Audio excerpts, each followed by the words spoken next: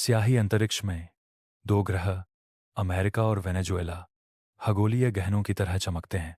America, उन्नत ज्ञान का प्रतीक, अपने अलौकिक चमक से दृश्य पर हावी है। वेनेजुएला, अद्वितीय शक्ति का प्रतीक, ब्रह्मांडीय कैनवास पर एक कोमल प्रकाश बिखेरती है। ये ग्रह कभी उन्नत ज्ञान और अद्वितीय शक्ति के प्रतीक थे। साथ मिलकर उन्होंने शांति का एक युग बनाया जो पूरे ब्रह्मांड में गूंजता था। ग्रह शांति के युग के मूक प्रमाण के रूप में खड़े हैं। उनका प्रकाश ब्रह्मांड में गूंजता है।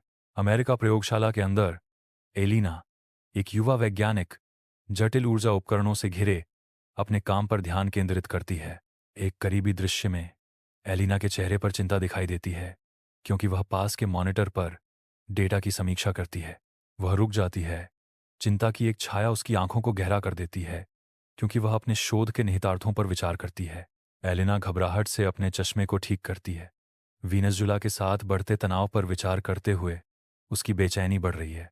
तनावपूर्ण संबंधों का भार हवा में भारी है क्योंकि वह नए सिरे से तात्कालिकता की भावना से अपने काम पर लौटती है।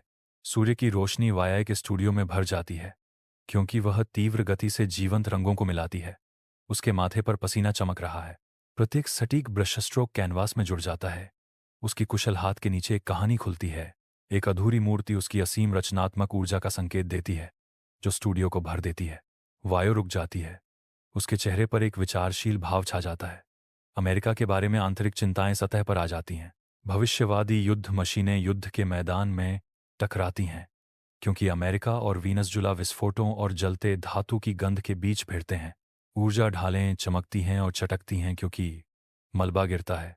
हर बहरे विस्फोट के साथ जमीन हिलती है। एलिना सर्वनाश के दृश्य का सर्वेक्षण करती है। उसकी आवाज़ निराशा से भरी है। यह सब देखो, विनाश। वायु की आवाज़ भावना से कांपती है, बेतुकी हिंसा पर विलाप करती है। यह दिल दहला देने वाला है। यह सब नुकसान। धुंधली रोशनी वाले कक्ष में एलिना और वायो मिलते हैं। उनके चेहरे दृढ़ संकल्प से भरे हुए हैं। स्पष्ट तनाव के बीच उनके बीच एक मौन समझौता होता है। एलिना दृढ़ संकल्प के साथ कहती है, हमें यह करना होगा, कोई और रास्ता नहीं है। वायो चुनौती स्वीकार करता है, मुझे पता है, लेकिन उन्हें मनाना यह आसान नहीं होगा। एलिना प्रतिज्ञा करती है, हम उन्हें समझाएंगे कि गलतफहमी को बातचीत के माध्यम से सुलझाया जा सकता है। वीनसजुला ऊर्जा ग्रिड के अंदर एक डिजिटल हमला शुरू होता है। सिरानिका के अनुयायी गंभीर दृढ़ संकल्प के साथ आगे बढ़ते हैं। उनके चेहरे टिमटिमाती स्क्रीन से प्रकाशित होते हैं। वायरस को कोर सिस्टम में इंजेक्ट करने पर कोड की लाइनें झरना करती हैं। चेतावनी की बत्तियां चमकती हैं।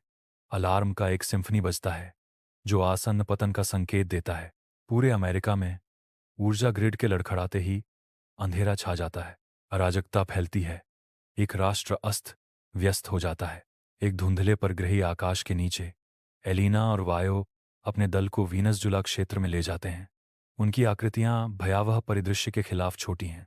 लंबे डरावने परछाई खिंचती और मुड़ती हैं क्योंकि वे सावधानी से असामान्य इलाके से गुजरते हैं। सतर्क और सावधान अंधेरे से सेरानिका के वफादार फूट पड़ते हैं। हथियार चमकते हैं। एक घात लगाकर हमला घातक इरादे से किया गया। एलिना और वायो अपनी तीक्ष्ण बुद्धि पर भरोसा करते हुए जल्दी से स्थिति का आकलन करते हैं। कथावाचक कहता है, तनाव बढ़ रहा है। वे इलाके पर नजर रखते हैं। उनके दिमाग दौड़ रहे हैं। घातक जाल में कोई भी लाभ ढूंढ रहे हैं।